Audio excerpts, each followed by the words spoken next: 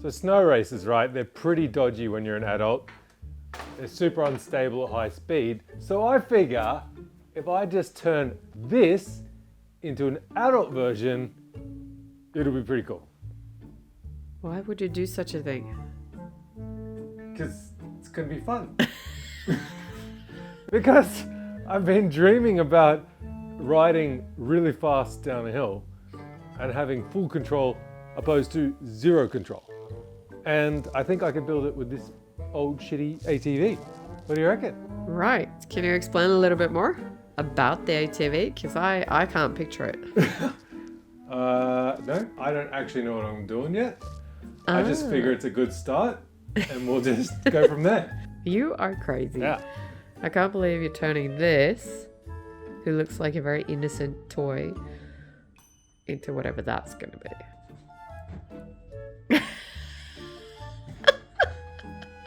That's the Garage Invention way. Oh, it sure is. So what's the next step? Rip this thing apart to its bare bones. See what we got.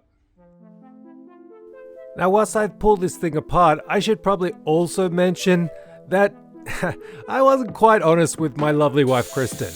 See, I'm actually building this thing to crush the record down Korketrakkeren, otherwise known as the Corkscrew, an insane 2-kilometer long sled track that weaves down a mountain just outside of Oslo.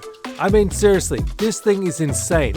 Ambulances are called to this sled track all the time because people just continually axe themselves on it. So, that's the goal for this project.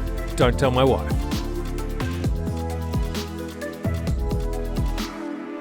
With the frame stripped down, it was time to work out how I was actually going to sit in this thing and pilot it. Maybe like this, maybe? Like Superman to my death? Not sure about that. What if I get sat in it? Like that? Maybe? I'm gonna need some help. And I knew just the guy. Nima Shahinian, internationally acclaimed designer, and more importantly, a guy who's already designed a sled that could do over 300 kilometers an hour. I think he's well qualified. Because what you are designing here is not any race sled. No, it's what not. you are designing here is actually the Korketrakkeren special, isn't it? Yeah, yeah, 100%. Because when you are thinking about the turns and bumps and the terrain in the area, but you are also thinking about how you can bring it on the train to do the new attempt. Yeah.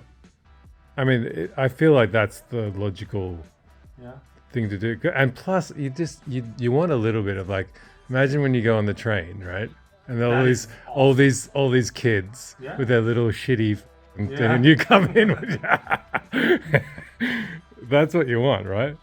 It is. And I think, while doing that, you are actually making something specialized for that track. It's like you have the mount straight under the center of the small skis, right? So it would be cool to give it length somehow. Does the length give it speed? No, it gives it good looks. This one needs to be aligned at, I think, 45 degrees. So if the bottom one is static or the part of the suspension rod, then you turn this mounting point 45 degrees going forward. And the upper part will be the steering system. So what you get is, in this angle, you will both get ski turns and you will also get a carve while you're turning. If you have it like this, 90-degree angle, you will only get a carve. If you have it like this, you will only get a turn. 45, you will get half of each, which I think what you need for this one. That's why I brought you in, Nima, for the big bucks. the big bucks that I'm paying you. Yeah. And what are we going to do at the back here, you reckon? So at the back, in the middle first. In the middle, you are going to cut away everything to make a seating position. In the back, it's important to get the snowboard mounted and also a braking system, which I think is super important that is mounted to this part, because what you really want to do is have the friction system in the back of the sled and not in the front. I think that's pretty logical. No. Building something There's no logic in this. Long logics. All right, so we got a plan. I got to take this down to the workshop, and then we'll see what we can do. Thanks, Nima. Amazing, but no one really understood any of that, including me. So what we're going to do is we're going to focus on the steering and get this mechanism that Nima was talking about, and then we'll go from there. First up, I had to cut out the old steering and reset the kingpin angle to the 45 degrees Nima talked about.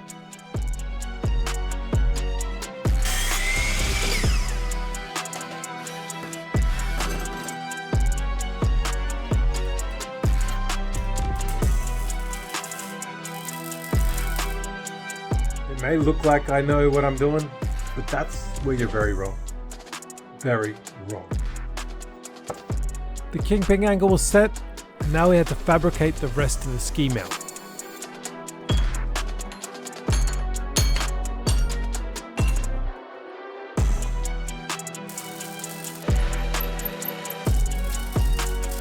Don't look at my welds.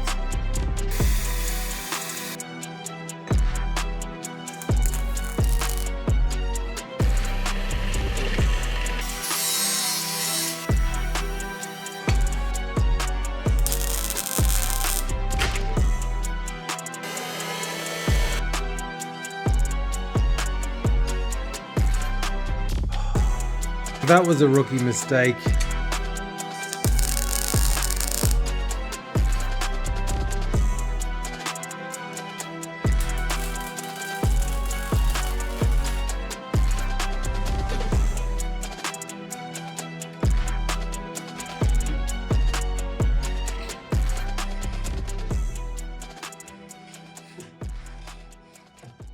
All right, we have our solution.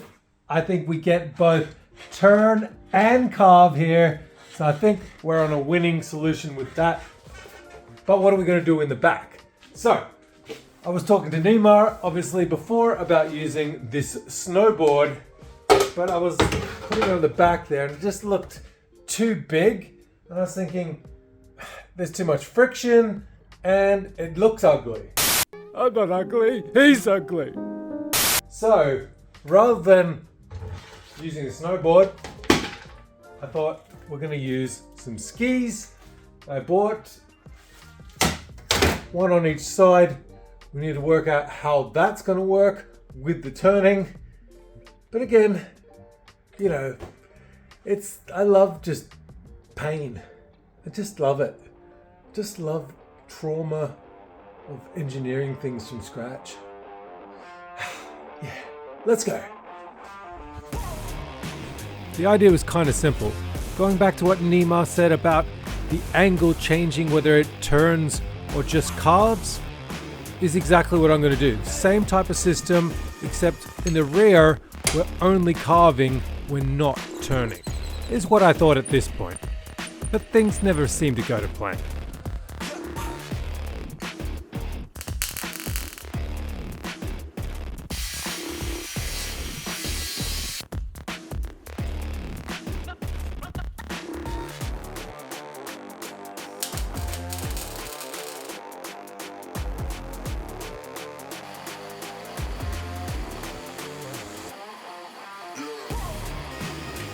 And you know that part where I said it was only going to carve? I lied.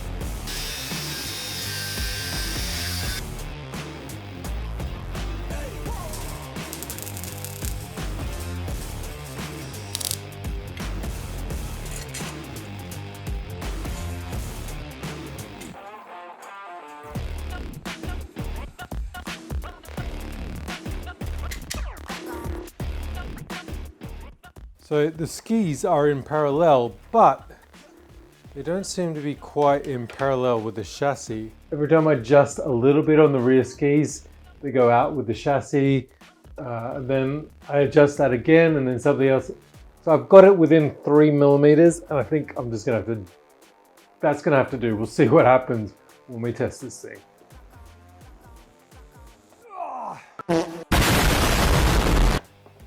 How that works. It's harder than I thought. Which is probably a good thing. I'm like needing to lean on. Whoa! Oh my God. Maybe it'll just do that. Oh no. 3 weeks later.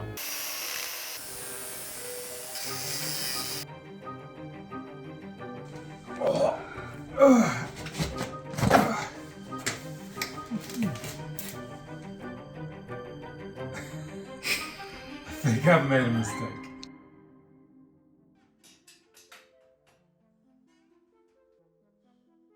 So what was the problem? Well, to be honest, I'm just too big for this thing. I don't understand what you thought about with your long legs, love. But the problem is I can extend it, which is easy, but then it becomes so big we can't take it on the train. Okay, so it has to have a certain dimension. Well, I mean, it's really hard to take on a train when it's like 5 meters long. Because look at me. That's a huge bitch! I feel like you ride it much more like a Motorcycle, yeah. I think that's what looks cool about it. Now, as much as I hate to admit it, my wife was right. We can't go with Nima's design. So what I've done is I've welded this top frame back in and bent some handlebars, and I think it's perfect. Now we got to work out how to stop this thing. This type of sled brake wasn't going to cut it. We were going to have to garage avenger fire it. Is that a word? I don't know. Well, it is now, and it's on a t-shirt. Head over to garageavenger.com and check out all my new merch. And even get a 30% discount if you sign up to my Patreon. Anyway, we're gonna have to make it a lot more aggressive, and I had a plan. This week on Extreme Hoarders. I know it's here somewhere. That's it. Now this part was actually from my drift shopping cart project, and I didn't need it, but I liked the mechanism, so I thought I should probably hang on to this. There is some upside to hoarding, because you find gold like this. It was gold because it had a pivot hinge and a spring, which meant I didn't have to engineer it from scratch. Now the idea here was to turn these metal pieces into sharpened chisel-like teeth that would dig into the snow and ice. Well, at least that was the theory.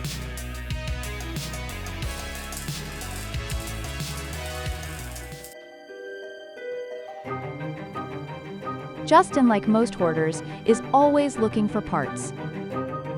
Now I know If he finds that part, that's his high. Ah, yes. Nice. All right, besides finding this cable pulley wheel, which is actually off my garage door, who needs instructions? I also found this old skateboard wheel, which, what are we gonna do? Well, I have some cable around here somewhere. We're gonna run a cable through them, which will actuate the brake, like a claw into the snow.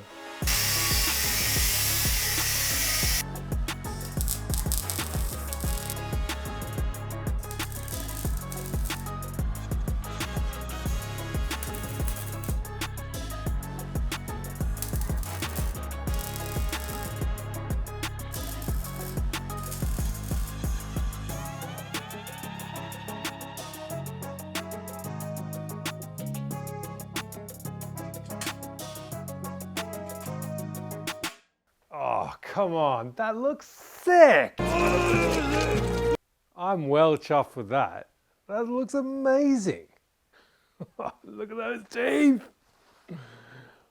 Yeah, let's go! This is so gonna work. Famous last words. You've put the brakes on. Yeah, but I think it's the wrong place.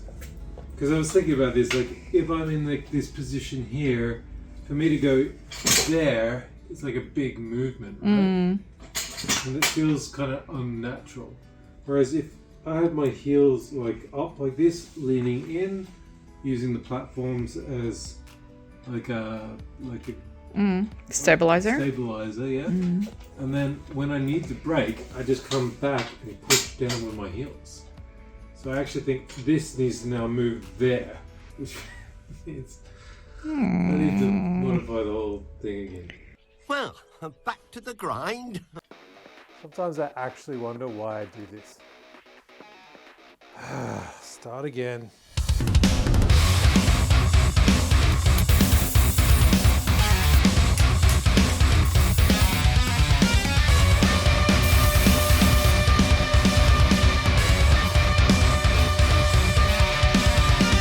All right, version 2 seems to be working as it should be, which is awesome. What's next? I have to make a seat.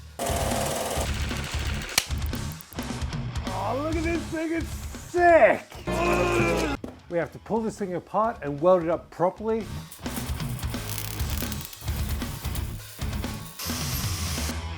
Welds! Sick! Give this a lack of paint? No. A lick of paint.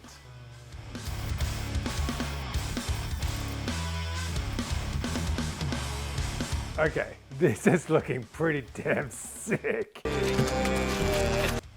But there is something missing. I don't know what it is, but I think something at the front here. I think it needs to be a bit more Mad Max style, because we're gonna break a record, that's for sure.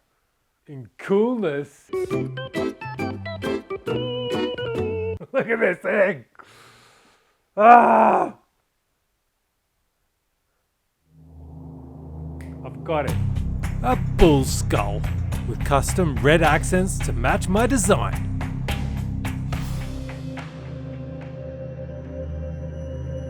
It's finally finished. Now let's go break a record.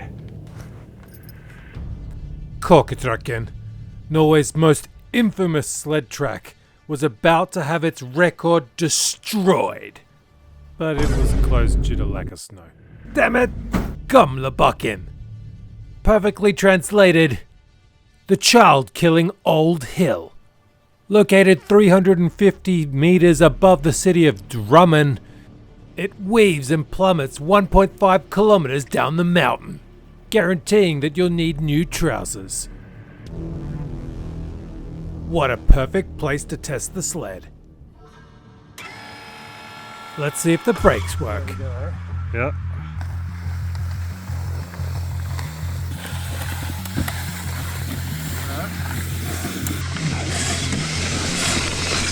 With the brakes working just good enough, I thought, screw it. Let's just give it a full send and just see what happens.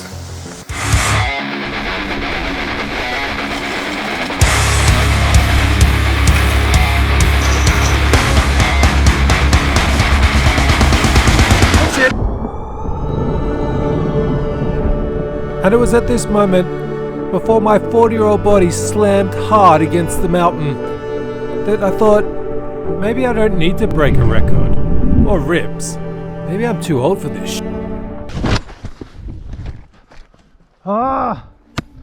But why did I lose control in the first place? Well, in short, alpine skis in the rear were a bad choice. With the rear skis flat on the snow surface, it gave me no lateral grip, which basically sent me into a giant drift. Then I just caught an edge. But that's what these projects are all about. Coming up with a crazy idea, giving it your best shot and failing, doesn't mean it was a waste of time. After all, this project brought together all my friends again, and they got to see my grown ass fail hard. I know this sled could work, but how would you fix it? Let me know in the comments.